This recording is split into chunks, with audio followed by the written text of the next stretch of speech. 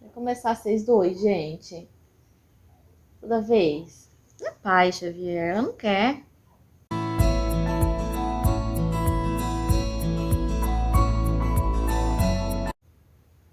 Olá, pessoal, tudo bem? Hoje eu trago 2 livros de indicação. São esses dois aqui, né? O Discipulado de Dietrich e A Cruz de Cristo de John Stott. E eu vou começar falando do livro A Cruz de Cristo.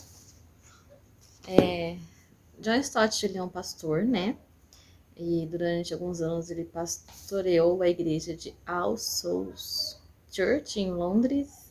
E hoje ele é presidente do Instituto Contemporary Christianity. E ele já escreveu muitos livros, né? Tem muitos livros dele e tal. E ele é um dos pastores mais bem vistos que existe, né? Hoje muita gente tem ele de referência, né? Tem estudos muito bons. E então eu tenho esse livro aqui dele, que é A Cruz de Cristo.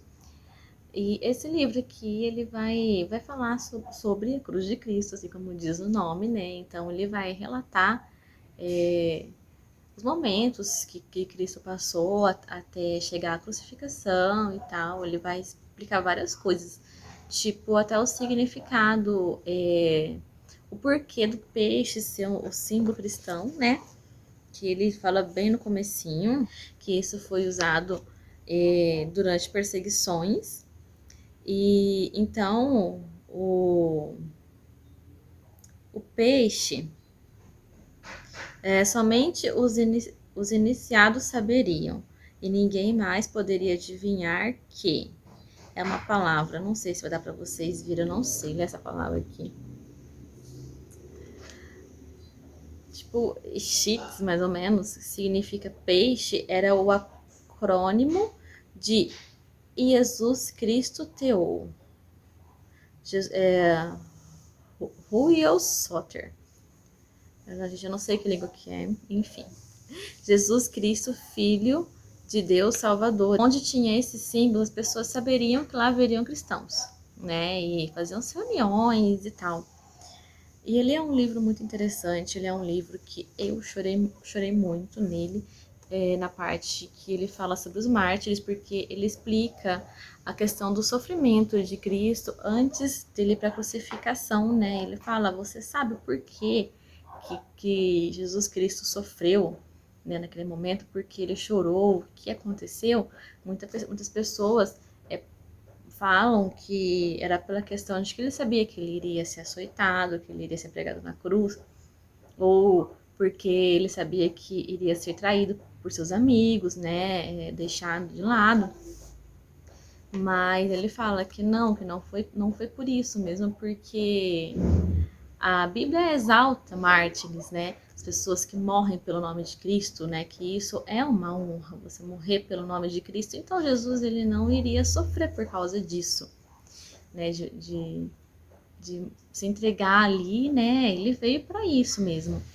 Então ele explica que Jesus, ele sofreu porque ele sabia que ele carregaria sobre ele o pecado da humanidade inteira, né? E ele conhece a ira de Deus, ele sabe como que Deus é perante o pecado, a ira dele, né? Tanto que no momento da crucificação, Deus vira as costas e Jesus, ele fala, Deus meu, por que me abandonaste? Então o sofrimento era porque ele carregaria, uma pessoa inocente, carregaria o pecado, seria culpado pelo pecado de toda a humanidade. Então ele relata alguns mártires, né? E tem um aqui que eu até destaquei, que nos meados do segundo século, Policarpo, bispo de Esmirna, de 80 anos de idade, tendo se recusado a escapar da morte pela fuga ou pela negação de Cristo, foi queimado na fogueira. Logo antes de acender-se o fogo, ele orou dizendo, ó Pai, bendigo-te por teres me achado digno de receber a minha porção entre o número dos mártires. E essa parte de mártir, ela me toca muito, porque eu sou uma pessoa muito medrosa. E Claro, a gente às vezes tem medo de acontecer alguma perseguição, alguma coisa assim, né? E quando a gente olha essas pessoas que morreram e ainda pessoas que ainda morrem pelo nome de Cristo em países perseguidos, lugares perseguidos, a gente tem que olhar para essas pessoas assim e, sabe, a admirar, né? Porque mesmo perante a tanto sofrimento, elas não negam o nome de Cristo, né? Ele foi queimado vivo na fogueira, Policarpo, e mesmo naquele momento ele agradeceu a Deus por ser contado nos números de mártires. E esse livro ele tem traz muitas coisas interessantes, né? Muitos assuntos interessantíssimos que nós devemos conhecer e devemos saber, né? Até questão fala do pecado, que pecar é você roubar de Deus porque você rouba dele a honra que ele merece, né? E ele morreu por nós, né? E a gente consegue, sim, com os nossos esforços, nos afastarmos do pecado. E é um livro que eu indico muito. Lá pelos últimos capítulos dele, ele traz um texto que é de uma peça de teatro intitulada O Longo Silêncio. E essa é bem curtinha, então vou ler aqui para vocês. No fim dos tempos, bilhões de pessoas estavam espalhadas numa grande planície perante o trono de Deus. A maioria fugia da luz brilhante que se lhes apresentava pela frente, mas alguns grupos falavam animadamente, não com vergonha abjeta, mas com beligerância. Pode Deus julgar-nos? Como pode ele saber acerca do sofrimento? Perguntou um impertinente jovem de cabelos negros.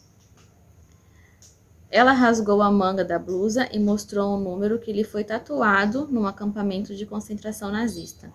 Nós suportamos terror, espancamento, tortura, morte.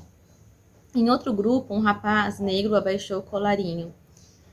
E que dizer disto? Exigiu ele, mostrando uma horrível queimadura de corda, linchado pelo único crime de ser preto. Em outra multidão, uma colegial grávida de olhos mal criados. Por que devo sofrer? Murmurou ela. Não foi culpa minha. Por toda a planície havia centenas de grupos como esses. Cada um deles tinha uma reclamação contra Deus por causa do mal e do sofrimento que ele havia permitido no seu mundo. Quão feliz era Deus por viver no céu, onde tudo era doçura e luz, onde não havia choro nem medo, nem fome nem ódio. O que sabia Deus acerca de tudo o que o homem fora forçado a suportar neste mundo? Pois Deus leva uma vida muito protegida, diziam. De modo que cada um desses grupos enviou seu líder, escolhido por ter sido o que mais sofreu. Um judeu, um negro, uma pessoa de Hiroshima, um artrítico horrivelmente deformado, uma criança talidomida. No centro da planície, tomaram conselhos uns com os outros. Finalmente estavam prontos para apresentar o seu caso. Antes que pudesse qualificar-se para ser juiz deles, Deus deve suportar o que suportaram. A decisão deles foi que Deus devia ser sentenciado a viver na terra como homem. Que ele nasça judeu. Que haja dúvida acerca da legitimidade de seu nascimento. Desse-lhe um trabalho tão difícil que, ao tentar realizá-lo, até mesmo a sua família pensará que ele está louco. Que ele seja traído por seus amigos mais íntimos. Que ele enfrente acusações falsas, que seja julgado por um júri preconceituoso e condenado por um juiz covarde.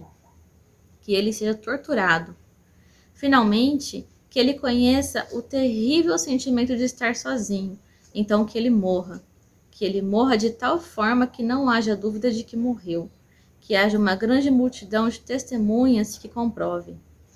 E quando o último acabou de pronunciar a sentença, houve um longo silêncio. Ninguém proferiu palavras, ninguém se moveu, pois, de súbito, todos sabiam que Deus já havia cumprido a sua sentença. E eu achei esse texto muito forte, né? Porque às vezes a gente pensa, Deus sabe o que eu tô passando, o que eu tô sofrendo, e ele sabe, né? Ele passou por coisas piores, né? Tem um outro livro que também depois eu trago aqui, que ele fala que ninguém sofreu mais do que Jesus. Ninguém sofreu mais do que ele, porque ele foi taxado de louco. Ele foi abandonado por seus amigos, ele foi julgado, né? Ele foi açoitado e ele foi crucificado, né? Recebeu pregos nas suas mãos e nos seus pés, né? E gente, só leiam esse livro, tá? Eu vou agora passar pro próximo, que é esse daqui, o Discipulado, de Dietrich Bonhoeffer. Eu não sei se é assim que se lê esse nome, ele era um alemão. E esse livro ele foi escrito na época do nazismo. Dietrich ele desafiou Hitler, ele desafiou o nazismo e por isso ele foi preso.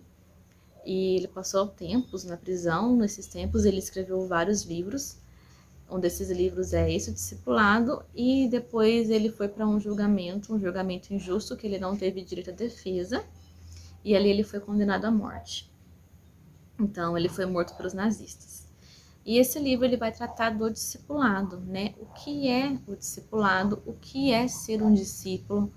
Quem são os discípulos de Cristo, né? Todos são chamados para isso ou só alguns, né? Então ele trata de todo esse assunto. Ele também traz coisas muito interessantes, muito relevantes.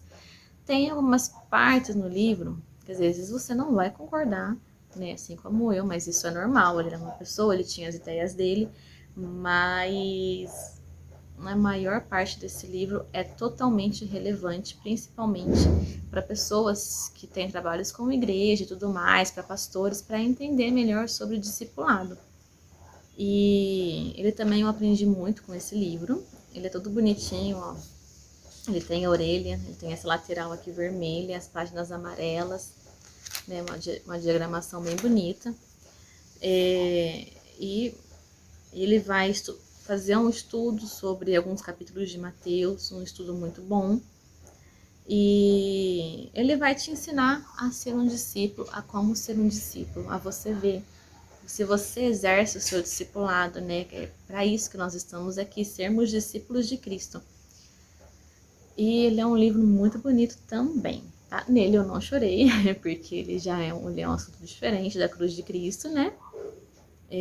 Mas eu aprendi muito, né? Eu estudo sobre a passagem quando Jesus chama a pessoa para seguir a ele e a pessoa fala que quer enterrar seus pais. Ele te ajuda a entender muito bem essa passagem, o que significa.